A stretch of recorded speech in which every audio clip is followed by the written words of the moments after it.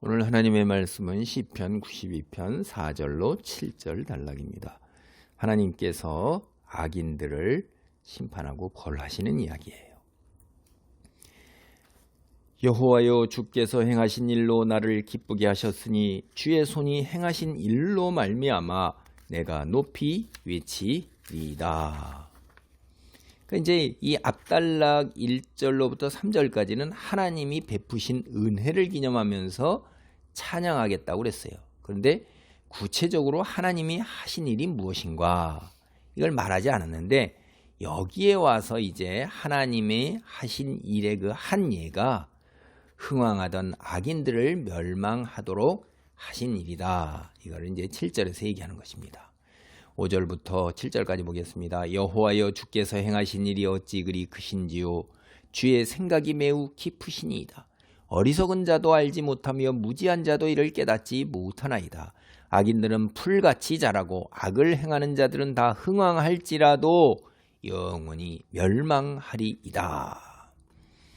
이게 이제 우리가 이 살면서 진짜로 악인들이 형통하는 것, 그리고 하나님의 백성들이 굉장한 그 어려움을 겪는 것, 이런 게 이제 우리가 굉장히 허탈한 거죠. 언제까지니까. 그래갖고 이제 이런 이야기도 기도도 드렸는데, 때가 되면 하나님이 반드시 악인들을 심판하실 것이다. 그래서 의인들 낙심하지 말아라 하는 거예요. 그게 여기 그들이 풀같이 자란단 말이야. 여러분, 그 전원주택이나 농촌에 살아면서는 풀이 얼마나 무서운지 제가 이 얘기하니까 기억이 나네요. 농촌 출신인 어떤 분이 그런 얘기를 하더라고요. 새벽마다 풀이 울부짖는데요. 매일 풀과 전쟁을 해도 그 풀은 얼마나 그 왕성하게 자라나고 그 개체수가 많은지 끝이 없는 거예요, 그냥. 그래서 제초제를 사람들이 이제 써서 아예 그냥 싹 자라는 것마다 싹 다 뿌려서 죽이면 또 자라나잖아요, 그게. 근데 그들을 바람에 흩날리는 겨처럼 취급하신다는 거예요. 겨라는 게 바람이 휙 불 때 훅 쭉쟁이 껍데기 그 날아가면 그 뭐 있습니까? 아무것도 없는 거죠. 그게 이게 시편 1편 4절처럼 바람에 흩날리는 겨처럼 하나님이 취급하고 그렇게 멸망하게 된다 이 말이에요. 싹도 못 틔워요. 그냥 바람에 쭉쟁이이기 때문에 결실도 못 거두고. 그래서 하나님께서 하신 일로 인해서 이제 그 자신이 기쁨을 얻었다 하는 거예요. 그래서 주께서 행하신 일을 내가 높이 외치리다 하는 거예요. 근데 이 성경에서 보통 주께서 행하신 일 하면 그거는 신명기 32장 4절이나 시 44편 1절 90편 16절 95편 2절에서 보면 백성을 구원하신 위대한 사역이에요. 이스라엘 백성을 구원하신, 노예되었던 이스라엘 백성을 애굽 땅에서 이끌어내서 10가지 기적을 베푸시고 홍해 바다를 갈라서 건너게 하시고 그들을 뒤쫓던 애굽 군대를 물에 다 수장시키시고 시내산에서 하나님의 백성으로 살아갈 수 있도록 말씀, 빛으로 인도하시고 광야에서 40년간 이끄셨고 입히시고 먹이시고 채우시고 보호하셨죠. 그리고 가나안 땅에 정착해서 오늘까지 이르도록 이렇게 늘 보호하신단 말이에요. 하나님의 손길이 함께하면서 그 구원하신 놀라운 일이 주께서 행하신 일이에요.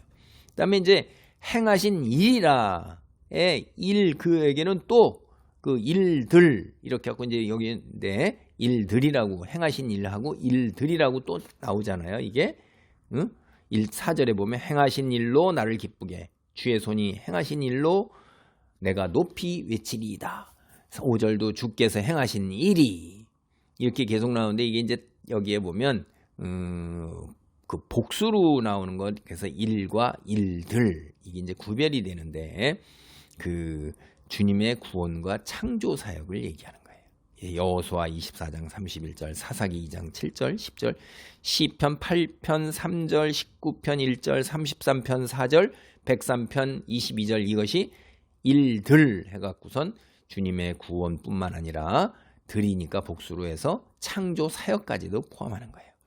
이게 일이나 일들, 이게 하나님의 구원 그리고 창조 사역을 포괄적으로 나타낸다 이렇게 이야기하는 거예요. 그래서 이 노래의 표제에 안식일 이렇게 연관시켜 놓잖아요.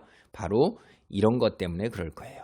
우리를 구원하신 창조주를 기념하는 날이 하나님 말씀에 따라서 엿새째 일을 마치시고 쉬면서 우리 보고 기념하라 하신 게 그 창조주 하나님을 기념하는 거죠. 쉬면서 오로지 하나님만을 생각하는 거죠. 내가 먹고 살고 오늘 이 자리에 있는 것이 하나님께서 내게 생명을 주셨고 나를 창조하시고 구원하시고 이 세상을 살 수 있도록 또 이렇게 만들어 주시고 그런 거죠.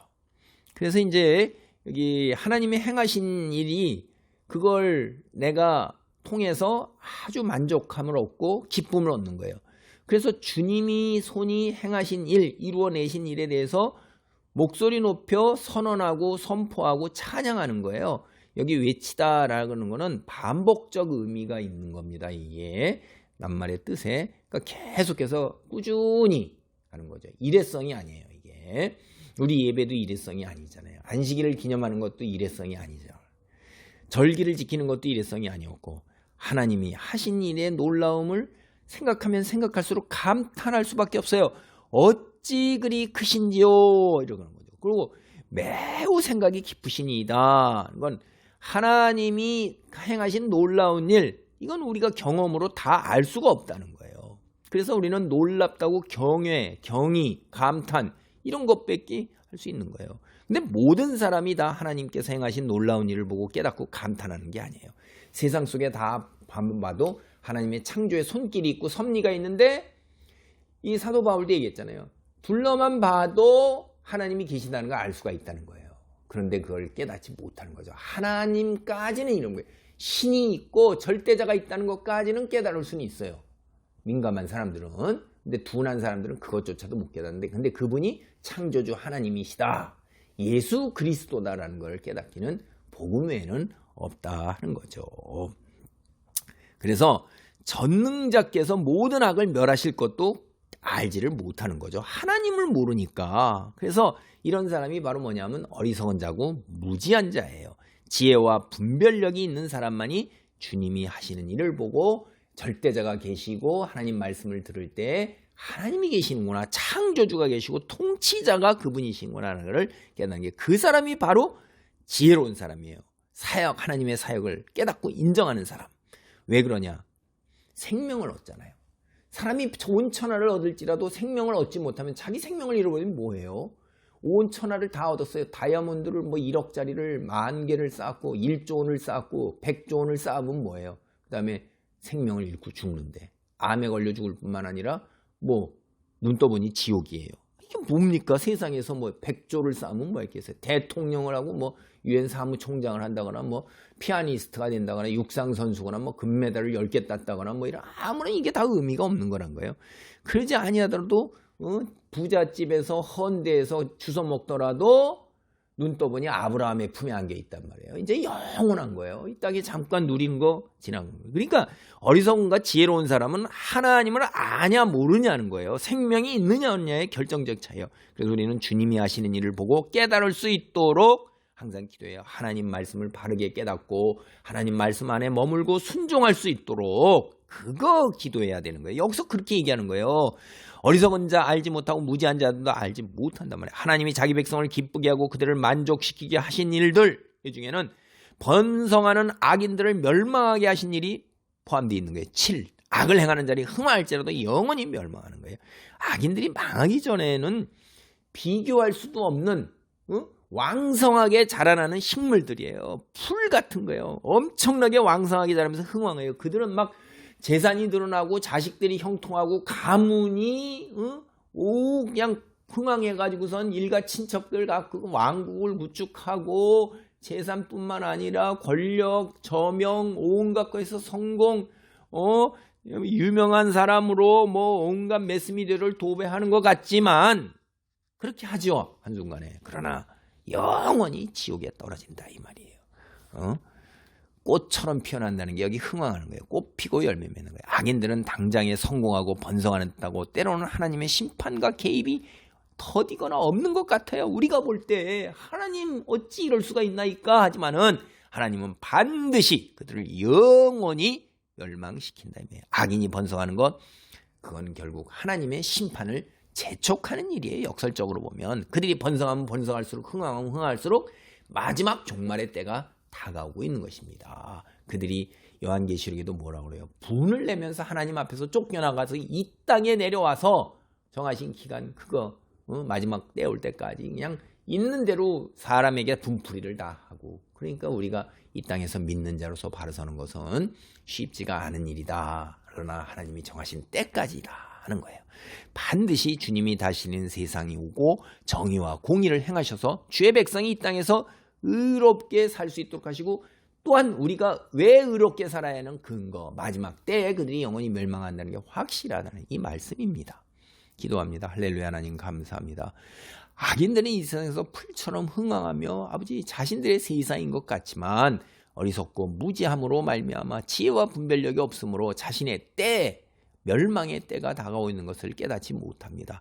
영적인 어둠의 세력이나 자신의 때가 얼마 남지 않은 것으로 화를 내며 이 땅에 와서 온갖 것으로 우리를 몰아넣습니다. 자기 중심적으로 자기를 사랑하고 하나님 말씀에 어긋나는 쾌락을 쫓으며 아버지 하나님의 지옥을 향해 내려가고 짐승으로 육체적 피조물로 떨어집니다. 영적 피조물과 하나님의 거룩한 성품을 다닌 신의 자녀, 이런 것들을 아버지 하나님이 깨닫지 못하며 그 거룩함을 지니지 못합니다. 짐승이 되어 아버지 하나님이여 영원히 지옥에 떨어지는 그 순간 나락으로 우리를 몰아붙이는 어둠의 세력들을 아버지 하나님이 휘둘리지 아니하고 그들에게 휘둘리지 아니하면서 거룩한 하나님의 자녀로, 신의 자녀로 신적 성품을 이루어 나갈 수 있도록 축복하옵소서. 예수님의 이름으로 기도하옵나이다. 아멘.